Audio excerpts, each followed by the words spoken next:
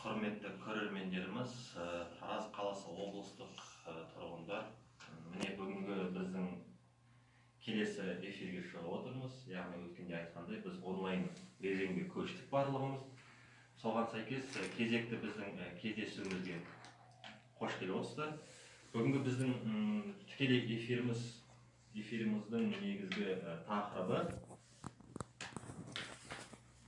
негізгі тақырыбы бизнестің жол картасы 2020 бизнесті қолдау мен дамытудың мемлекеттік бағдарламасының мүмкіндіктері туралы тақырып болады. Бүгінгі біздің тікелей эфирімізге қонақ болып келіп отырған облыс әкімдігінің кәсіпкерлік және индустриалды инновациялық дамыту басқармасының кәсіпкерлікті мемлекеттік қолдау бөлімінің басшысы Айгүл Мұханқызы, кешіріңіздер, Иманова қатысып отыр. Иманбекова. Кешіріңіздер, техникалық қателік екен. Олай болатын болса, құрметті көрермендер, құрметті жастар, эфирге қатысушылар, сұрақтарыңыз болса, сауалдарыңыз болса, қойсаңыздар болады. Арнайы білікті маман келіп отыр. Сіздердің барлық сауалдарыңызға тиісті жауап беруге дайын деп ойлаймыз. Олай болатын болса, Айгүл Мұханқызы, сөз кезегі сізде. Қысқаша бүгінгі күнге не болып жатыр, қай жерге қандай мораторий жарияланды, кәсіпкерлік бойынша не жұмыс жүрді, сол бойынша қысқаша айтып берсеңіз. Рахмет. Құрметті біздің Жамбыл облысының тұрғындары, оның ішінде жастары, сіздердің барлықтарыңыздың алдарыңызда бүгінгі төтенше жағдайға байланысты бізде әрине жағдай қазіргі осындай болып тұр. Мен енді кішкене қысқаша тоқталып кетейін. Бизнестің жол картасы 2025 бағдарламасы өздеріңізге белгілі. Осы 2020 жылдың 1 қаңтарынан жүзеге асырылуда. Бұл бағдарлама аясында бірнеше мемлекет тарапынан қолдау көрсетіледі. Оны да сіздер өздеріңізбенен бірнеше рет мен сұхбаттасқанмын. Осы мәселе бойынша өткенде Шоқан Уәлиханов атындағы кітапханада да жастар жиналды. Енді көбінесе тоқтап кететін жайт, бүгінгі маскамды шешіп тастайын ғой деп. Түсіре салайын. Бүгінгі жағдайға байланысты енді кәсібін былтырғы мысалы алып қарасақ, грант ұтып алған кәсіпкерлер бар. Оны білесіздер, былтыр жастар жылына арналып облысымызда 152 жас кәсіпкер грант егер атанды. Енді бүгінгі жағдайға байланысты көп кәсіпорындар, кәсіпкерлердің ісі тоқтатылып тұр.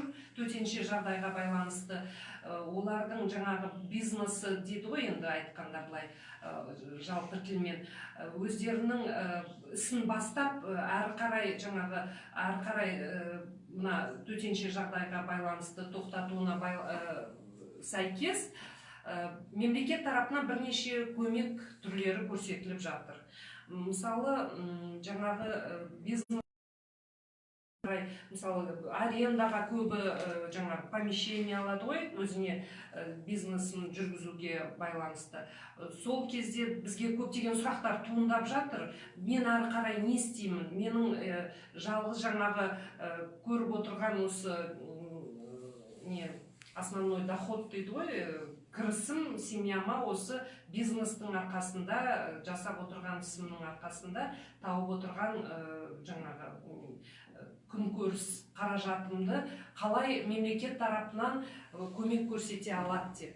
Оған өздеріңізге белгілі, мемлекеттік ЕГОФ арқылы біздің қалалық собес дейді ғой, жұмыспен қамту орталығы, ауылдық жерлерде аудандық жұмыспен қамту орталықтарына барып жүгінуге, немесе портал арқылы электронды түрде көмек алуға мүмкіндіктеріңіз бар. Енді мен қысқаша грант туралы биылғы жылы біз негізінде бөлінген республикалық және жергілікті бюджеттен бөлінген қаражатқа облысымызда грант бойынша конкурс өткізу жоспарланып отыр. Мысалы, біз апрель, жаңағы май айында өткіземіз деп өзіміз алдында жоспарлаған болатынбыз. Бүгінгі таңға кішкене енді мынау жағдайға да байланысты, одан бөлек мына бизнестің жол картасы 2025 бағдарламасы аясында оқыту, жаңағы бизнес мектеп деп аталатын бағдарлама тоқтатылып тұр. Қалай тоқтатылып тұрғанда, сол бағдарлама до конца әлі түбіне дейін анықталып, бекітілген жоқ, өзгерістер енгізіліп жатыр. Одан бөлек бұл грантқа жаңағы қаржыландыруға қатысу үшін өздеріңізге белгілі бірінші жаңағы сертификат алу керек. Сол жаңағы палата, біздің кәсіпкерлер палатасы оқытады. Оның сол оқытуы тоқтатылуына байланысты уақытша біз конкурсты әлі жарияламай отырмыз. Дегенмен, қазір мына Атамекен сайтына апрель айында электронды жаңағы түрде оқыту жоспарлануда. Сол себептен Атамекеннің сайтына кіріп, немесе біздің кәсіпкерлік басқармасына бізбенен тікелей хабарласып, жаңағы гранттық конкурстың өткізілу мерзімін анықтауларыңызға болады. Білесіздер, ол үшін ең алдымен және айтып кеттім, сертификат керек, бизнестің бастамасына оқытылды деген. Одан бөлек бизнес жоспар болу керек. Одан бөлек бізде мынау биылғы бөлініп отырған қаражаттың 20% әлеуметтік осал жандарға бағытталады. Яғни, мысалы, қалай айтады, условно айтқанда 100 миллион бөлінсе, соның 20 миллионы жаңағы әлеуметтік жағдайы осал жандарға берілетін болады. Қысқаша қандай сұрақтары болса мүмкін. Қысқаша айтқанда осы, құрметті көрермендер, әлде эфирге қосыла жатасыздар, сұрақтарыңыз болса қоя жатасыздар. Ондай болса, мен бір сұрақ қойып жіберейін деп. Бізде мынау кәсіпкерлік, жас кәсіпкерлер мектебі деген бар, жастар кәсіпкерлікке баулу мақсатында біз өзімізге бөлек жастар басқармасы тарапынан, жастар ресурс орталықтар тарапынан біз жаңағы жастарды оқытуға жолдасақ деп жоспарлағанбыз. Алайда міне қазір жағдайға байланысты біраз нәрсе тоқтатылып тұр, мораторий жарияланып отыр. Соған байланысты сіз қысқаша айтып кеттіңіз, электронды оқуға қатысуға болады деп. Осы электронды оқуға Атамекен палатасына тіркелу керек па? Қалай тіркелу керек және құжаттарын қалай тапсыру керек? Қашан басталады ол? Оны басталуы, міне Атамекенмен және айтып кеттім, сайтында, менде телефонда олардың сайты, телефондары бәрі көрсетілген. Мен сіздерге жолдайын, сіздер мына общий өздеріңіздің сайтқа соны тіркеп қойыңыздар. Өйткені негізінде мынау гранттық қаржыландыру конкурсы біздің тарапымыздан өңірлік жаңағы үйлестірушісі ретінде облыстық газеттерге біз хабарлама жібереміз. Конкурс болмай тұрып, бір 3 апта бұрын біз осындай уақыттан, осындай мерзімнен, осындай мерзімге дейін құжаттар қабылданады деген ресми хабарландыру жасаймыз газеттерге.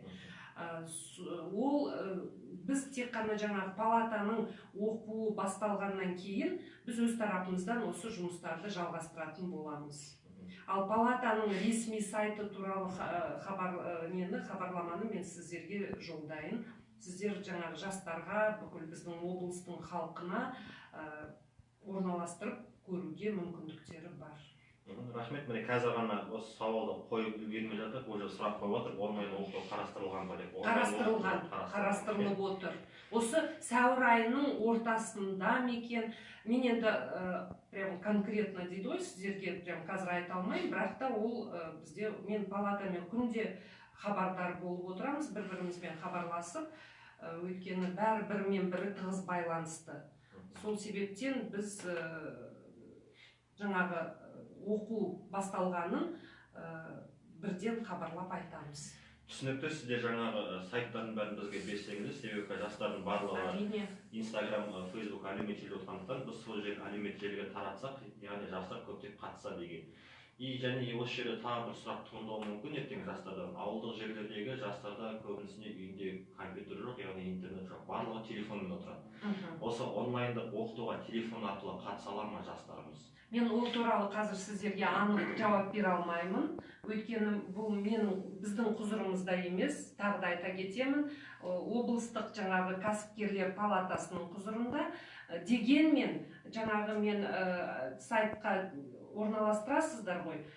Қандай жаңағы бір тұғырыққа тиеп тұрған сұрақтар болса, бәріне жүйелі түрде біздің палатаның менеджерлері, қызметкерлері анықтап жауап береді. Өйткені оқыту бойынша сол кісілер жаңағы анықтап жауап бере алады.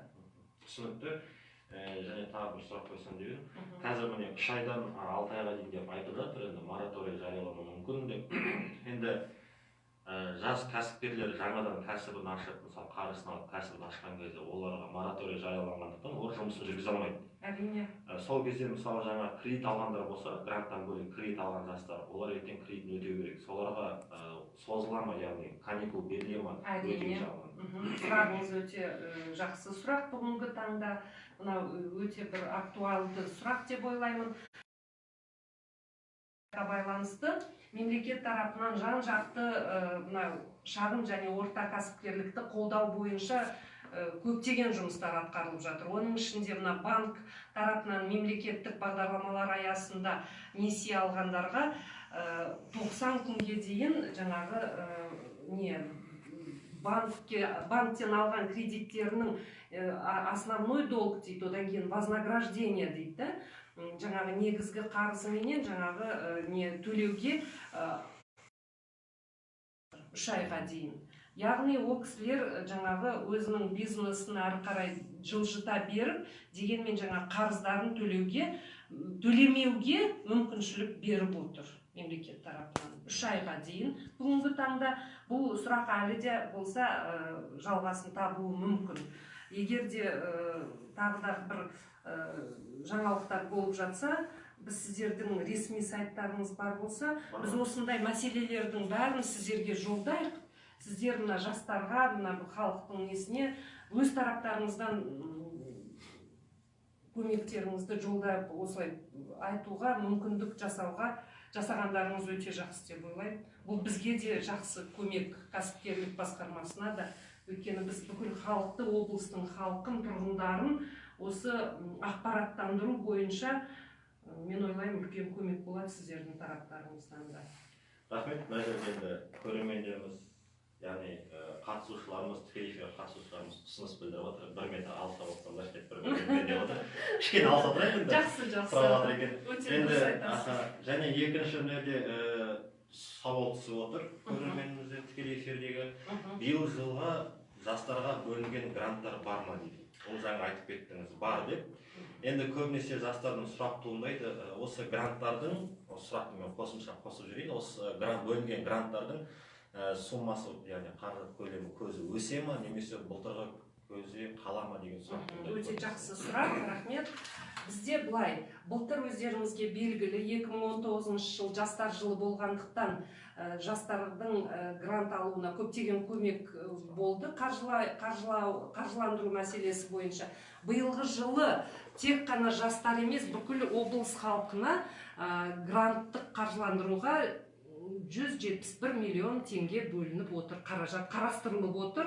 Оның 21 миллионы республикалық бюджеттен, 150 миллионы облыстық бюджеттен. Ал енді биылғы жылы бизнестің жол картасы 20-25 бағдарламасы аясында гранттық қаржыландырудың сомасы 2 болса, биыл 5 миллион теңгеге дейін әбден мүмкіндіктеріңіз бар ұтып алуға. Бірақ та оны білесіздер, бағдарламаның қағидалардың талаптарына сәйкес конкурстық комиссияның шешімімен ғана қабылданатын болады. Рахмет. Мына жерде Facebook әлеуметтік желіде тағы бір сауал келіп түсті. Мен жас анамын деп айтылған.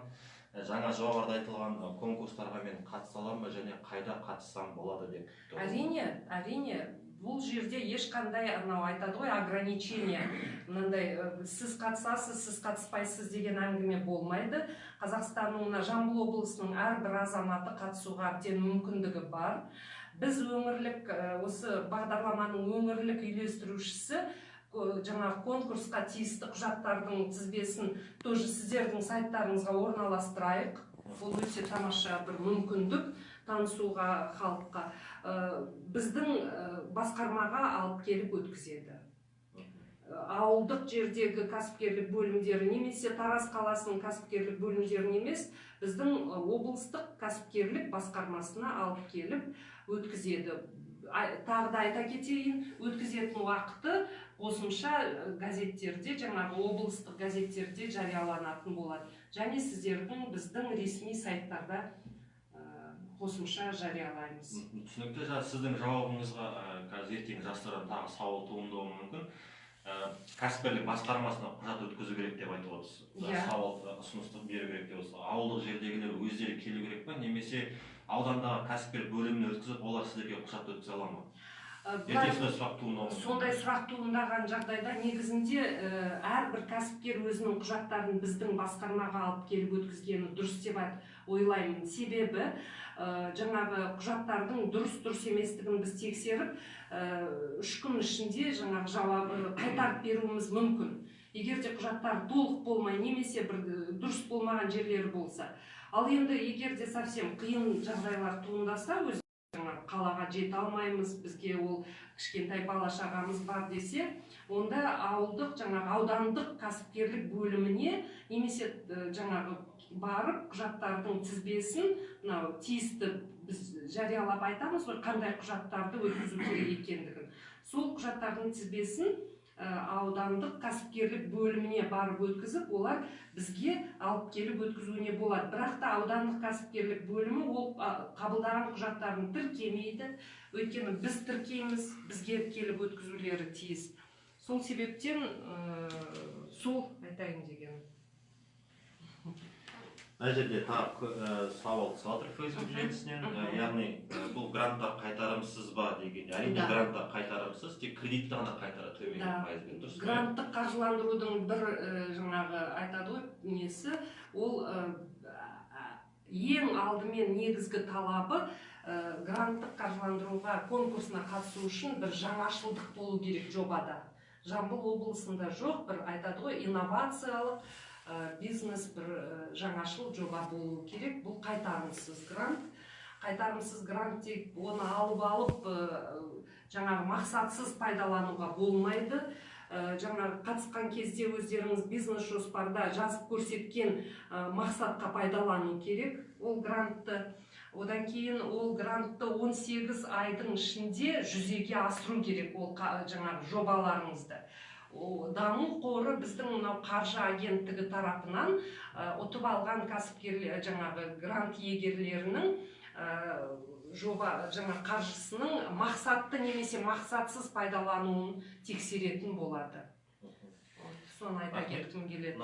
Бізде тағы бір сауал келіп түсті. Ол сауалда грантқа, жаңағы кредитке алуға, грантқа қатысуға қай жастан бастап қатыса алады? Яғни шектеу бар ма, немесе қанша жастан қатысуға болады деп сұраған. Грантты қаржыландыру мен тағы айта кетейін, кәмелет жасқа толған азаматтар 18 жастан пенсиядағы жастағы адамдарға дейін қатысуға мүмкіндіктері бар. Рахмет, тағы бір сұрақ түсті. Қандай нақты гранттық бағдарламалар бар? Қазіргі уақытта құжаттар жинастырылып жатыр ма сол гранттық бағдарламаға қатысу үшін? Кешігіп қосылған шығар мүмкін. Мүмкін да, мен айтып кеттім, тағы айта кетейін. Гранттық қаржыландыру туралы біз бір ай көлемінде ертерек облыстық газеттерге хабарландыру жіберілетін болады. Сол кезде біз хабарландыруда көрсетеміз, қай уақыттан қай уақыт аралығында құжаттарды қабылдайтын күндердің мерзімін жазып тұрып хабарландыруда көрсетілетін болады. Тағы бір сұрақ түсті. Өткен жылғы грант иегерімін дейді. Биыл әскерге шақырып жатыр, бірақ жоба енді басталып жатыр дейді. Әскерге кетсе грант қайтару керек пе? Грант иегеріне справка беріледі ме? Бұл өте қызықты сұрақ екен. Өздеріңізге белгілі былтырғы жеңіп алған грант иегерлері бүгінгі таңда мына 6 ай уақыт өткеннен кейін даму қорына грант ұтып алған иегерлер 3 жақты келісім шартқа отырады. біздің басқарма тарапынан, даму тарапынан және кәсіпкер тарапынан 3 жақты келісім шарт жасалады. Келісім шарттың негізгі талаптары жаңағы ұтып алған қаражаттың орындалмауы туралы аралық есеп тапсырып отырады. 6 ай өткеннен кейін даму қорына. Біздің өкінішке орай бүгінгі таңда ондай бір нелер бар, кездесіп отыр. Уақытылы есеп тапсырмай біз қайтадан конкурстық комиссияға шығарып 31 наурызға дейін, яғни бүгін соңғы күн, аралық есепті тапсырмай үлгермей қалған азаматтарға, жаңағы грант егерлеріне мүмкіндік бердік. Мен осы жаңағы мына отырған нені пайдалана қала айтып кеткім келеді. Уақытында былтыр жеңіп алып грантты тапсыра алмаған азаматтар бүгін соңғы күн даму қорына гранттық есепті, қосымша жаңағы аралық есепті тапсыруларыңызды сұраймын. Ал енді мен ойлаймын, жаңағы мен толықтай жауап бердім деп, тағы да сұрақтар болса айтсын. Жаңағы мүмкіндігінше әскерге кетсе әскерге кешіріңіз, иә. Енді міне қараңыз, сіз былтыр жеңіп алдыңыз дейік, жаңағы аралық есепті тапсырып үлгерсеңіз тіпті жақсы, тапсырмасаңыз бүгінге дейін мүмкіндігіңіз бар, тапсыру керек 6 ай өткеннен кейін. Одан бөлек әрі қарай сіздің жаңағы грантыңыз тоқтап қалмауы керек. Сіз өз тарапыңыздан бір айтады ғой, доверительный доверенность беріп, бір адамға жаңағы грантты жүктеуге мүмкіндік бар. Өйткені егер де тоқтап қалса, программаның өзінің талабына сәйкес, одан кейін қиындықтар туындауы мүмкін. Яғни әскерге кетіп баратқан азамат өзінің жаңағы гранттық кәсібін өзінің сенімді өкіліне, генеральная доверенность арқылы жаңағы сенімді өкіліне тапсырып, жаңағы жобасын әрі қарай жалғастыруға тиіс. Рахмет көп. Енді әзірше сұрақ жоқ па? Сұрақ жоқ болса мен бір сұрақ қойып отыр сіздерге. Осы кеше бізге айтылған жұмыспен қамту бөлімінің мамандары келген кезде, ол кезде дәл бүгінгідей жағдай болады деп ойлаған жоқпыз. Жастарға жаңа гранттар, несиелер беріледі. Егер оқу бітірген азаматтарда құжаттар тапсырған жағдайда грантқа, кредитке несиесін алып, ақшасын алып, өзінің бизнесін жалғастыра алады деп. Енді мораторий жарияланған кезде оларды тоқтай ма? Яғни құжат тапсырды сізге грант кредит алғанға, немесе даму арқылы, олар кейінге шегеріле ме, или беріліп, оларға 90 күн мораторий беріледі? Өздеріңізге белгілі, мына еңбек бағдарламасы аясында 6%-пенен несие берілетіні белгілі. Осы несиені алу үшін негізгі талаптың бірі жаңағы сертификатты алу. Оқылған, палатада оқылған сертификаттың болуы, ол және сертификаттың мерзімі 2 жылдан аспауы керек. Грантқа қатысса да, немесе жаңағы несие алса да, несие банк, екінші деңгейлі банктер арқылы беріледі. Қаладағы кәсіпкерлерге, яғни Тараз, Жаңатас, Қаратау. Ал ауылдық жердегі кәсіпкерлер ауыл шаруашылығын қаржылай қолдау қоры арқылы ала алады. Жаңағы айттық қой, мына бүгінгі жағдайға сәйкес, мораторий жарияланғанына сәйкес отсрочка беріледі. Бәріне беріледі. Қазақстанның халқының бәріне бұл бірдей түрде қолданылады. Рахмет. Көп мына жерде сауал тоқтаған сияқты. Құрметті жастар, құрметті көрермендеріміз, біздің міне жарты сағат 20 минуттық тікелей эфиріміз аяғына жетіп қалды деп ойлаймын. Тағы бір сұрақ кетті, кешіріңіз. Грант алуға қай санаттағылар қатысады, жастардан басқа дейді? Мен айтып кеттім ғой, кешіп қосылғандар ғой. Жастардан басқа біздің Жамбыл облысының әрбір азаматы 18-ден жасы асқан қатысуға мүмкіндігі бар. Одан бөлек мен тағы айта кетейін, осы биылғы жылы бағдарламаға сәйкес бөлінген қаражаттың 20% әлеуметтік жағдайы осал жандарға қарастырылып отыр. Тағы да айта кетейін, қайталап, 100 миллион бөлінсе, мен мысал ретінде айтып отырмын, оның 20 миллионы әлеуметтік жағдайы жаңағы төмен осал жандарға қарастырылады. Оларға кім жататыны да белгілі. Бірінші, екінші топтағы мүгедектер, жаңағы соғысқа, Ұлы Отан соғысына қатысқан енді ол кісілер үлкен адамдар ғой енді. Қазір мен тіпті оқып бере аламын, егер де мүмкін болса. Көп балалы аналар, жаңағы инвалид асырап отырған, кішкентай кезінен туған жаңағы инвалидности бар азаматтар қатыса алады. Оларға бизнес жаңашылдық қажет емес. Одан бөлек сіздерге белгілі, мына біздің осы бағдарламаның талабына сәйкес, анау айтады ғой, 10%, мысалы 5 миллионға үміткер болса, ол жаңағы ИПС-ның атында 10% қаражаттың болуы тиіс. Ал мынау әлеуметтік жағдайы нашар азаматтарға бұл пайыз міндетті емес. Рахмет, тағы бір сұрақ түсті. Бітіріп жатқан студенттерге сертификаттар беріліп жатыр дейді. Ол қай кезге дейін жарамды дейді? Мен жаңағы бизнес бастау, бизнес мектеп деген жаңағы оқу сертификаттарын алған азаматтардың сертификатының мерзімі 2 жылға дейін. 2 жылдан аспау керек. Алған сертификаттар 2 жылға дейін жарамды. 2 жылға дейін жарамды. Рахмет, көп сауалдар жоқ секілді. Олай болса біздің міне жарты сағат тікелей эфиріміз аяғына жетіп қалды. Құрметті көрермендер, құрметті жастар, тағы да айтып кетейін, егер де кешігіп қалып сұрақтарыңызды толық қоя алмай қалсаңыздар, біздің әлеуметтік желілерімізге сұрақтарыңызды қойсаңыздар болады. Осы кәсіпкерлікке байланысты біз осы қойылған сұрақтарды міне кәсіпкер басқармасы атамекенге бара отырып, соларға сауалдар жолдай отырып, солардан тиісті жауабын алуға тырысамыз және сіздерге жолдаймыз. Бүгін міне келіп отырған Айгүл Мұханқызына көп рахмет. Құрметті жастар, сөзім соңын айтқым келіп отыр. Бүгін сағат 15:30-да біздің кезекті жарты сағаттық тікелей эфиріміз болады. Келіңіздер, қатысыңыздар, яғни онлайн түрде көрсеңіздер болады, сұрақтарыңызды қойсаңыздар болады. 15:30-да біздің келесі қонағымыз ауыл шаруашылық басқармасының маманы келеді. Ауыл шаруашылығына тікелей қатысты сұрақтарыңыз, яғни ауылдық жерлерде жастарда ондай сұрақтар көп деп ойлаймын. Келіп онлайнға кіріп, сауалдарыңызды қойып, жауаптарыңызды алсаңыздар болады. Енді сауал жоқ болса, осымен біздің тікелей эфирімізді аяқтағым келіп отыр. Рахмет, келесі кездескенше. Рахмет, сау болыңыздар.